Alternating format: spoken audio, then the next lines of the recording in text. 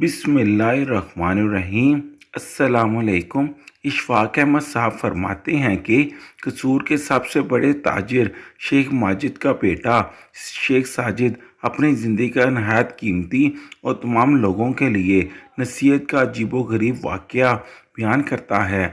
आपसे गुजारिश है कि वीडियो को मुकम्मल देखिएगा ताकि आप इस वीडियो में दिया गया कीमती पैगाम और ज़िंदगी के तलख हक़ाइक़ से भरे ज़माने के अरूज व ज़वाल को समझ सके।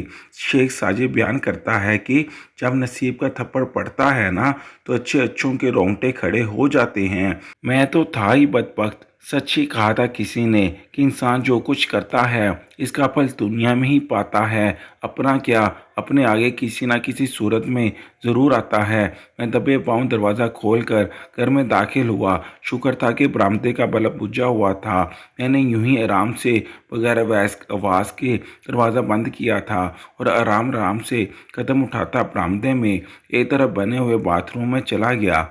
बाथरूम में दाखिल होते ही मैंने पुरस्कून सांस खारिज की थी। अब मुझे कोई डर ना था। थोड़ी देर के बाद बाथरूम से निकलकर अपने कमरे में आ गया था जहाँ मेरी बीवी पुरस्कून नींद सो रही थी। मैंने तंजिया नज़रों से इसकी तरफ देखा था और फिर इसकी बेवकूफ़ी पर सर झटकाता रात के 3 बज रहे थे। मेरी बीवी इतनी गहरी नींद सोती थी कि इसको पता ही ना चलता था कि इसका शोर रात रात भर घर से बाहर होता है। वैसे अच्छा ही था इसकी ये बेहोशी कि नींद मेरे लिए बहुत फ़ायदेमंद साबित हुई थी, वरना शुरू दिनों में परेशान हो गया था कि इसके होते हुए मैं घर से बाहर कैसे जाऊंगा। मैं तो इसको बेहोशी की दवा देने का सोच रहा था, लेकिन जल्दी मुझ पर यह हकीकत आश्कार हो गई कि इसे किसी भी दवा की ज़रूरत नहीं थी। वो तो मर्दों से भी शर्त लगा कर सोती थी। सुबह मैं 4 से 5 मरतबा आवाज़ें दे देकर उठाना पड़ता था और तब कहीं जाकर इसकी आंख खुलती थी।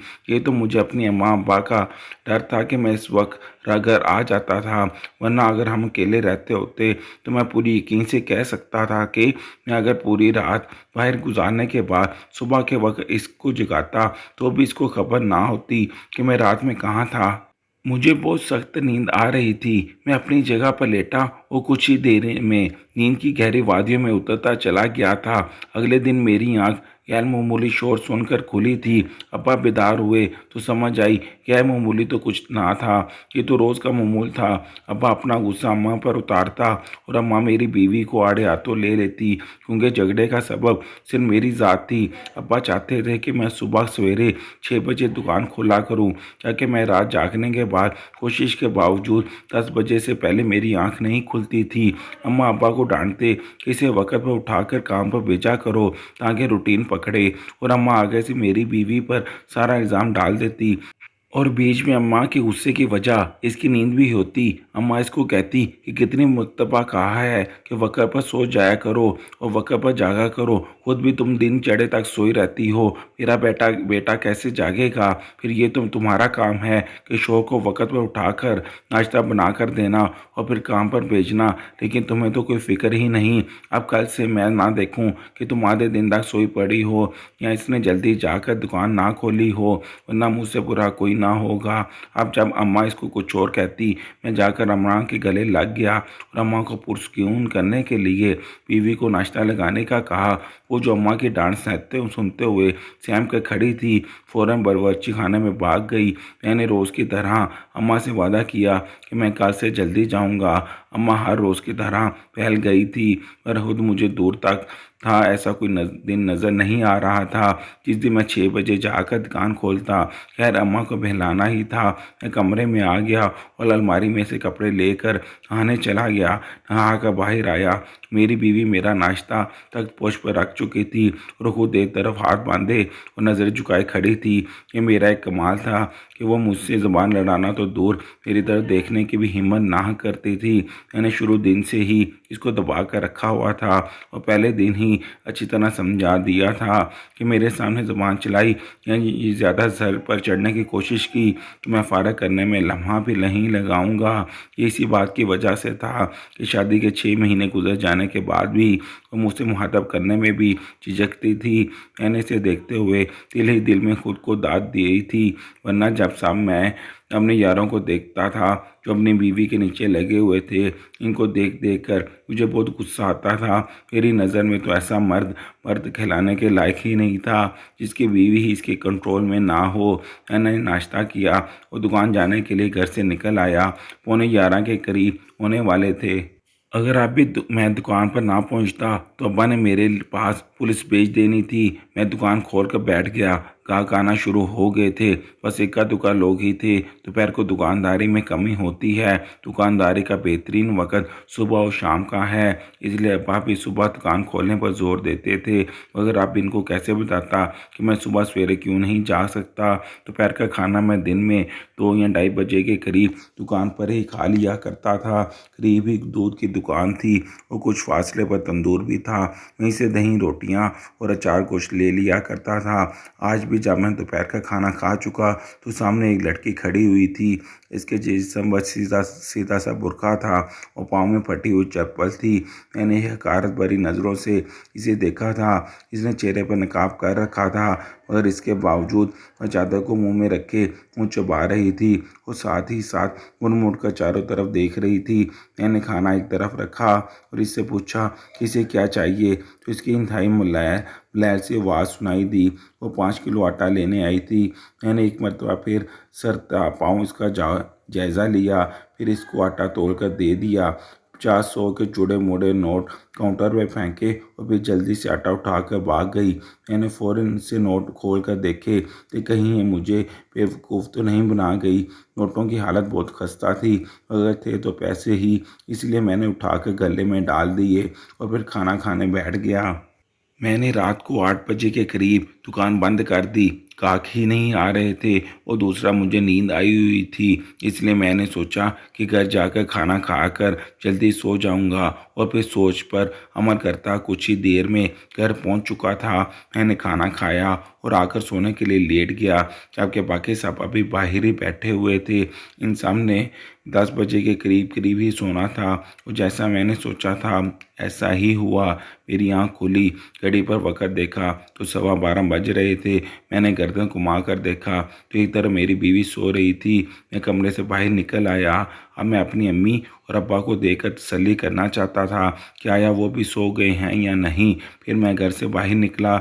मेरे ही मुंतज़िर थे। कुछ ही देर में हम अपनी मतलूबा जगह पर पहुंच चुके थे और हम सब बैठकर शबाब व कबाब और अपने अपने किस्से सुना रहे थे कि वो अपनी बीवियों से कैसे बच कर आए हैं और इन सब को कैसे चकमा देकर निकले। एक दो ने तो बाकायदा बीवियों को नींद की गोलियां देना शुरू कर दी थी। मैं ये सब मामले में गर्दन अकड़ा कर बैठा हुआ था, क्योंकि इन सब के दरमियान मैं वहाँ था जिसको ना किसी बहाने की ज़रूरत पड़ती थी और ना ही कोई चकमा देने की। मेरी बीवी बड़ी बेवकूफ़ थी। इसके जहन में तो कभी भी ये बात ना आई होगी कि मैं रातों को घर से बाहर रहता हूँ। मैं मज़े से दोस्तों के बीच बैठा अपनी बीवी का मजाक उड़ा रहा था और सबको इसकी कमामूली अकली और बेवकूफ़ी के किस्से सुना रहा था, ये जाने बगैर कि यहाँ बैठकर मैं किसको बेवकूफ़ कह रहा था और वो किस कदर समझदार थी और किस कदर अक्लमंद लगती थी। इसका अंदाज़ा मुझे जल्दी हो गया। मैं अम्मा और अब्बा की पहली औलाद थी, तो अम्मा अब्बा मेरे नखरे उठाते ना दिखते थे। अम्मा फ़ख्र से मुझे सबसे मुतारफ़ करवाते कि मैं इनका बाजू, इनका बढ़ापे का सहारा बनूंगा।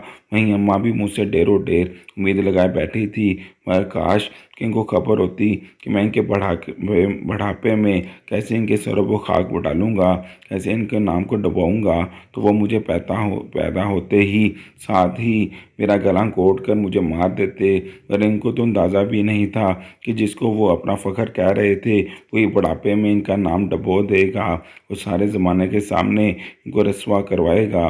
मेरे 3 साल बाद मेरी बहन की पैदाइश हुई थी, जिसका नाम साजदा था। स्कूल की तालीम मुकम्मल करने के बाद मैंने साजदा की ज़िद के बावजूद इसका कॉलेज में दाखिला नहीं करवाया। मैं खुद जिस कॉलेज में पढ़ता था उसे लड़कों का कॉलेज था। क्यों मैंने घर में पहला फ़ैसला किया और सबको वो फ़ैसला मानना पड़ा। मेरा तो सीना चौड़ा हो गया था। मुझे कॉलेज जाते 4 साल हो गए थे। इस दौरान मैं जिन लड़कों के सोबत में बैठता रहा था मैं भी इनके जैसा हो गया था। मैं सुबह सवेरे घर से जाता, कॉलेज के नाम पर सारा दिन दोस्तों के साथ आवारागर्दियाँ करता, मगरब से कुछ देर पहले घर में दाखिल होता आवारागर्दी, फजूल खर्ची, शबाब कबाब मेरे दोस्तों का और मेरा रोज़ का मामूल बन चुका था। मोहल्ले से निकलते ही यारा के लबाते लबाते और उतार फेंकते थे। आवारागर्दी और लड़कियों को छेड़ना, अच्छे होटलों में बैठकर खाना खाना, मुख्तलिफ नशे करना, बस ऐसे ही दिन गुजरते गए। अपनी तरफ से हम शुक्र मेला ही करते थे, मगर हमें मालूम नहीं था कि हम किस दलदल में घुसते चले जा रहे हैं जिससे बाहर निकलने का कोई चारा नहीं। एक दिन मेरे दोस्त ने मुझे बताया कि मैं रात को ठीक 12 बजे तुम्हें लेने आऊँगा, तुम यहाँ से घर से बाहर निकल आना। मुझे परेशानी हुई थी कि इससे पहले तो मैं कभी भी घर से इस वक्त रात को नहीं निकला। मैं एकदम घबरा गया। दिन में जो भी करता था, लेकिन मैं रात में यूं कभी घर से बाहर ना गया था। मैंने मना करने की कोशिश की तो दूसरी तरफ मेरी बात मेरी अना की तरफ आ गई थी कि अगर मैं ना जाता तो मेरे सब दोस्त यूं ही सारी ज़िंदगी मेरा मजाक उड़ाते रहते। तब भी मैंने बाहर जाने का फ़ैसला किया, जो कि बजाय तो ठीक था, मगर मैं इस बात से बेखबर था कि इन दोस्तों के साथ जाकर मैंने जो नाक ऊंची करनी थी, एक वक्त में वही नाक मुझसे ज़मीन पर रगड़ाई जानी थी। मगर मैं इस बात से बेखबर था। खैर जल्दी से तैयार हुआ और एक नज़र पूरे घर पर डाली। घर से निकलते वक्त मेरे कदम लड़खड़ा रहे थे। खुद को मजबूत बनाते दरवाज़ा खोलते मैंने घर के दहलीज पार कर गया था, जहाँ कुछ दूर ही मेरे दोस्त खड़े थे। मैं सीधा इनके पास गया था, अपने दोस्तों से पूछा कि इस वक्त आधी रात को इनको किस पागल कुत्ते ने काट लिया है जो वो यूं गर्म बिस्तर छोड़कर सर्दी में खड़े हैं। तो मेरे दोस्त कह लगाकर हंस दिए, फिर बोले, फिक्र ना करो, जहाँ हम जा रहे हैं वहाँ का माहौल भी गर्म है, तुम्हें गर्म बिस्तर छोड़ने का अफसोस नहीं रहेगा। खैर हम गाड़ी में बैठे और मतलूबा जगह के जानब चल पड़े। तकरीबन आधे घंटे का सफ़र के बाद गाड़ी एक डेरे या दूसरी ज़बान में फार्म हाउस कह दें इसके सामने रुकी और मैं गाड़ी से उतरकर दोस्तों के हमरा अंदर जाने लगा। मेरा ज़मीर बार बार मुझे चीख चीख कर अंदर जाने से रोक रहा था, मगर मैंने अपने ज़मीर के आवाज़ को प्रेस से पुश डाल दिया और अंदर दाखिल हो गया। जैसे ही मैं अंदर पहुंचा, मेरी आंखें हैरत से खुली की खुली रह गई थी। मुझे अपनी आंखों पर यकीन ही नहीं आ रहा था। हाल में बाकायदा एक महफिल सजी हुई थी। 3 लड़कियां गैर मौजू लिबास पहने हाल में चल के म्यूज़िक की आवाज़ सुनकर नाचने में मशगूल थी। यहाँ पे मेरे ज़मीन ने एहतजाज करना चाहा था, मगर मैंने इसकी एक ना सुनी और एक तरफ जाकर बैठ गया। वहीं बैठे बैठे मैंने सिगरेट सुलगा ली और कश लगाने लगा। सिगरेट मैंने बचपन में ही शुरू कर दी थी। मेरे दोस्त भी सिगरेटें फूंकते और वो साथ साथ छेड़खानियाँ भी कर रहे थे। उन लड़कियों पर पैसे भी फेंक रहे थे। ये देख कर मुझे लगा कि शायद ये मेरे लिए शर्मिंदगी है। मेरे पास इस वक्त जेब में दुकान की सेल का 70,000 रुपया था। मैंने अगले दिन सामान मंगवाना था। शराब के नशे में आकर मैंने वो सारे पैसे इन्हीं लड़कियों को उड़ा दिए और मुझे खबर तक ना थी। ये मेरा रक्स की महफ़िलों में पहला तजर्बा था। जब काफ़ी ज़्यादा टाइम गुजर चुका तो मुझे घर की फ़िक्र खाई जा रही थी और अजीब सी बेचैनी थी। इस बेचैनी को दूर करने के लिए मैं 1 घंटे बाद अपने घर में मौजूद घर में दाखिल होते ही एक सर्द हवा का झोंका जो ही जिस्म से टकराया, मुझे एकदम से सुकून आ गया। मैंने खुद से अहद कर लिया कि दोबारा वहाँ नहीं जाऊँगा, मगर अगले ही दिन फिर से अपने अहद से मुकर चुका था। वक़्त के साथ साथ मेरे साथ ऐसा होता चला गया था। अब मैं बगैर किसी के बुलाने के वहाँ चला जाया करता था। कुछ हसीनाएँ अपनी मर्ज़ी से आती थीं, जबकि कुछ जो मजबूर, यतीम, लाचार और बेबस होती थी। मैं और मेरा दोस्त इनकी बेबसी और लाचारी का खूब फ़ायदा उठाते थे। बात सिगरेट तक ना रही थी, बल्कि हम लोग अब बाकायदा पाउडर इस्तेमाल करने लगे थे। नशे की बुरी लत ने हमारी हालत चंद ही दिनों में ख़राब कर दी थी। मेरी पढ़ाई मुकम्मल हुए भी 2 साल का अरसा गुजर चुका था, मगर अभी तक मुझे कोई काबिल कबूल नौकरी ना मिली थी। एक जनरल स्टोर की दुकान बनाई थी, लेकिन वो सारा पैसा मैं इस रक्स की महफिल में उड़ाकर अपने बाप से कहने लगा कि वो मुझसे गुम हो गए हैं और कोई नौकरी मैं करना ही नहीं चाहता था। कुछ अरसे बाद मैंने करियाना स्टोर खोल लिया था, क्योंकि घर में अब्बा मुसलसल नौकरी के लिए ज़ोर दे रहे थे। तो इनसे बचाव के लिए मैं दुकान खोल कर बैठ गया कि चलो नाम का ही सही, बिजनेस तो था। वैसे भी सारा पैसा इस दौर में तकरीबन 2 लाख अब्बा की जेब से ही लगा था। इन्हीं दिनों घर में बहन के रिश्ते आने लगे। जब अम्मा ने बहन के मामले में मेरी राय लेनी चाहिए तो मुझे खुद पर बहुत फख्र हुआ। यूं जल्दी एक जगह मेरी बहन की बात पक्की कर दी गई। इसके साथ ही न जाने अब्बा को क्या सूझी कि इसने मेरा रिश्ता भी एक जगह तय कर दिया। मुझे इस मर्तबा गुस्सा आया था क्योंकि अब्बा ने इस मर्तबा मुझसे मेरी कोई राय नहीं ली थी। मैंने बहुत वावेला मचाया कि मैं अभी कोई शादी नहीं करना चाहता था। शादी का मतलब था मुझसे मेरी आज़ादी का छिन जाना। शादियों का अंजाम मेरे सामने था। मेरे कुछ दोस्त बच्चे जोड़ों के गुलाम बने हुए थे। बस इसी वजह से मैं शादी के नाम से भी मुनकर था, मगर अब्बा के सामने मेरा कोई दाव ना चला। यूँ मेरी बहन की शादी से महीना पहले मेरी शादी कर दी गई। एक हफ्ते तक मेरी रूटीन बहुत डिस्टर्ब रही थी, और इसके बाद मैं अपनी बीवी की तरफ से बेफिक्र हो गया कि वो काफ़ी फर्माबरदार थी। मैंने इसे सिर्फ एक मरतबा समझाया था कि मुझे फजूल बोलने वाली और सवालात पूछने वाली औरतों से नफरत है, लिहाजा मेरे सामने अपना मुंह बंद ही रखे। और वो सीधी बंदी एक ही बार में जेर असर आ गई थी। मेरी शादियों के 10 दिन बाद की बात है। मेरी बीवी मेके गई हुई थी। मैं सुबह सोकर उठा। हाथ मुंह धोने के बाद मैंने अपनी बहन से कहा कि मुझे नाश्ता कमरे में ला कर दो। कुछ देर बाद मेरी बहन नाश्ता लेकर कमरे में आ गई थी। मैं नाश्ता करने लगा जाके वो मेरे पास बैठ गई। मैंने सवालिया नज़रों से इसकी तरफ देखा और पूछा, कोई काम है? तो इधर उधर देखने लगी और फिर आकर हिम्मत करके बोल पड़ी। इसकी बात सुनने के बाद एक पल लगा था मेरा पारा आसमान तक पहुंचने गया है। मैं इसको मशकूक नज़रों से देखने लगा। मुझे इसकी नज़र जहनी हालत पर शक हुआ था। इसकी शादी में 20 दिन रहते थे और वो शादी करने से इनकार कर रही थी कि मेरी इस जगह शादी ना करें और जहां दिल करे कर दें। लेकिन मैंने बहुत गुस्से से इससे कहा कि तुम्हारा दिमाग को ख़राब नहीं हो गया, क्या बकवास कर रही हो? तो वो रोने लगी और कहने लगी, भैया प्लीज़ अब्बा को कहो कि इन लोगों को मना कर दें, मैं वहाँ शादी नहीं करना चाहती। मैंने अपनी बहन की बात सुनकर कई थप्पड़ इसके मुंह पर रसीद कर दिए थे, और फिर जो शादी 20 दिन बाद होनी थी वो मैंने एक हफ्ते के अंदर ही करवा दी। एक हफ्ते के अंदर ही करवा कर इसको रुखसत कर दिया। वो बहुत रोती रही थी। इसने मेरी मिन्नतें की, मुझे वास्ते देती रही, मगर मेरी नाम नहाद इज्जत लेने आड़े आकर इसकी एक ना सुनी। रुखसती से पहले इसने मुझे जो बात कही, इसने घर की पूरी छत मेरे सर पर गिरा दी। मैं अपनी तरफ से राजो हरकत सब छुपाए हुए था, मगर मेरी बहन मेरे बारे में सब कुछ जानती थी। इसने मुझे कहा कि भाई तुमने जो मेरे साथ किया सो किया, मगर भाभी के साथ ऐसा ना करो। भाभी तुमसे बहुत मोहब्बत करती है, इसको धोखा मत दो। पास आ जाओ, जो तुम कर रहे हो वो बहुत गलत है और साहब ये सब सही नहीं है, क्योंकि मजलूमों की आह ले रहे हो। इसकी बात सुनकर मुझे खुद से शर्मिंदगी महसूस हुई थी, मगर ये सब शर्मिंदगी चंद लम्हे की थी। मैं जो सबके सामने इखलाक और बाकिरदार बना हुआ था, इस किरदार का खोखलापन मेरी बहन पर यहाँ हो गया था। मैं अब इसके इस मगर अब इसने कौन सा दरमियाना था। मैंने इसकी बात को बातों बातों में ही उड़ा दिया था। मैं शराब और नशे की लत में लगकर अब हर गलीज काम करने लगा था। अल्लाह ने मुझे हलाल रिश्ता दिया हुआ था, मगर इसके बावजूद मैं बाहर हराम कामों में मुंह मारता फिरता था और पैसे उड़ाता फिरता था, क्योंकि मुझे हराम खाने की लत लग चुकी थी। हलाल का जायका कहाँ होता।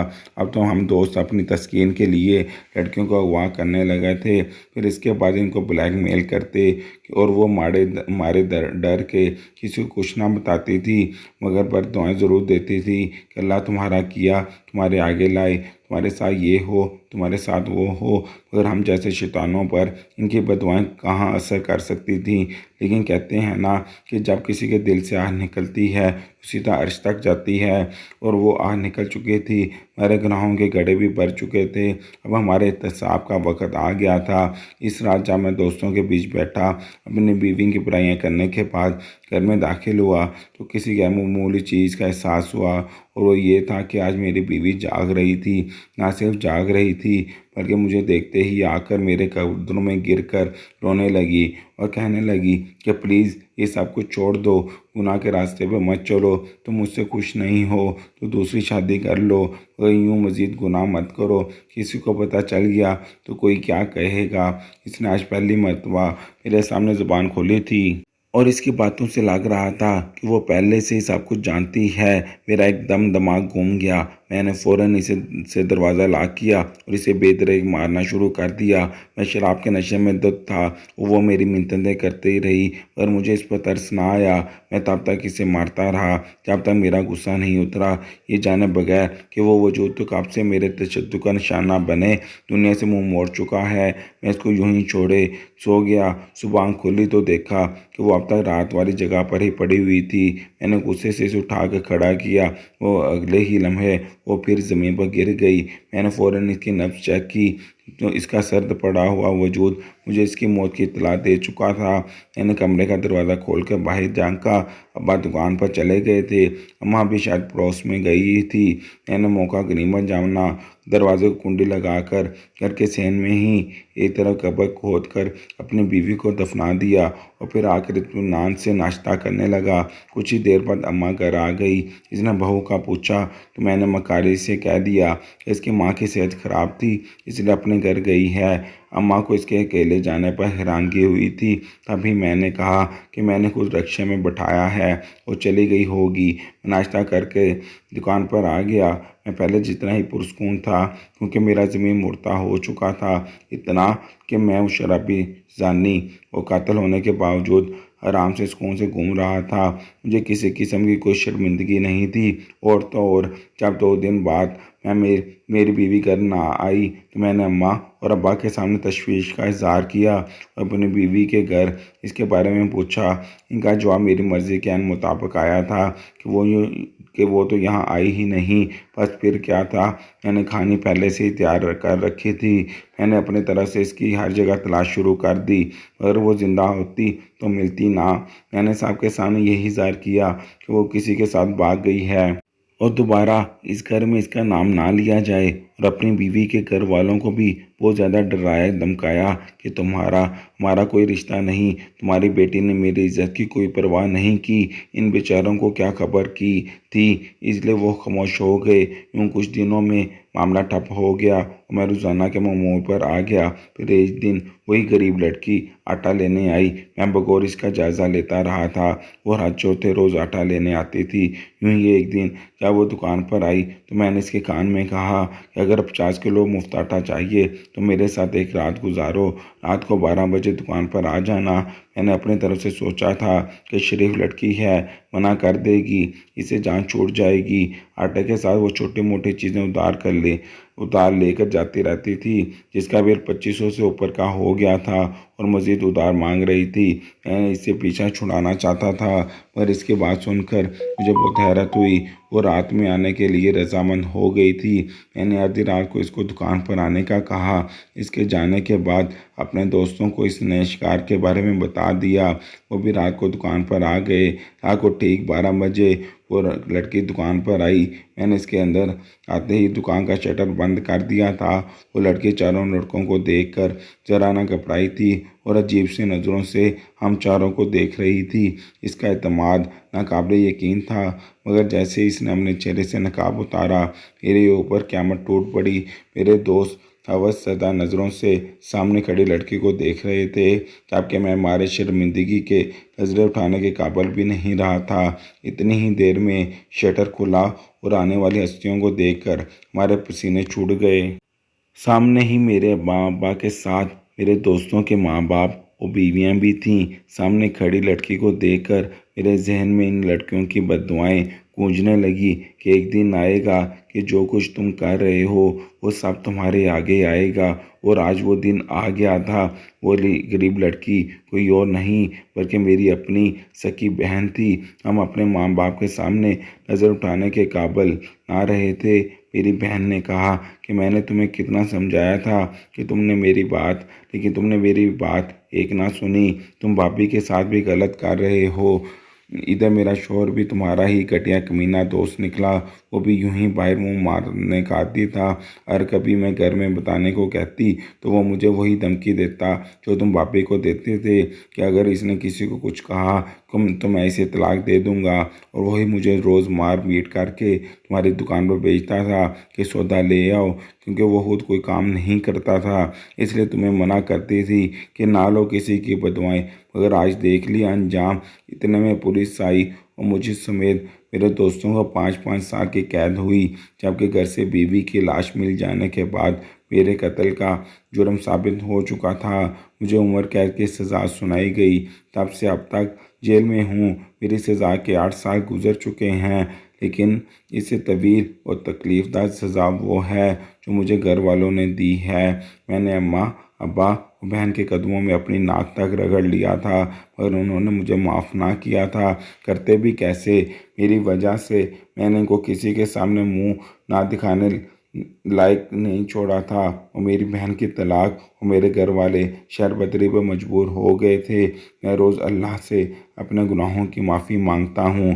काश कि अल्लाह मुझे माफ़ कर दे, और यही उम्मीद मुझे अपने घर वालों से भी है। न जाने वो मुझे माफ़ करेंगे भी या नहीं। आपसे गुजारिश है कि हमारे चैनल को लाइक, शेयर और सब्सक्राइब कीजिए। आखिर में कमेंट बॉक्स में एक दफ़ा दुरूद पाक ज़रूर लिखिए। शुक्रिया।